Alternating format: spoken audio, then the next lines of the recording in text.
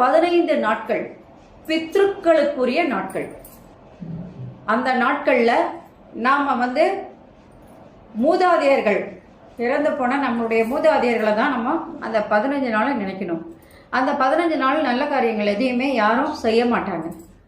அதுக்கப்புறம் வருகின்ற 15 நாட்கள் நவராத்திரி கொலு நாட்களாக வருகிறது. வழிபாட்டுக்குரிய ஒரு நாட்களாக, நல்ல நாட்களாக அமைகிறது.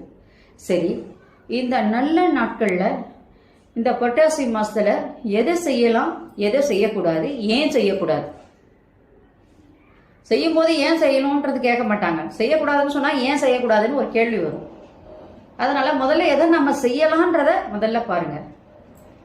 ஒரு குழந்தை பிறந்திருக்கு, அதுக்கு காது குத்தி மொட்டை அடிக்கணும்னு நினைக்கிறாங்க. அது அந்த மாசம் 5வது மாசமோ இல்லை 9வது மாசமோ 11வது மாசமோ புரட்டாசி மாசமோ வருகின்ற தருணத்துல கண்டிப்பாக நம்ம என்ன பண்ணலாம், ஒரு நல்ல நாள் பார்த்து காது குத்தி மொட்டை அடிக்கலாம்.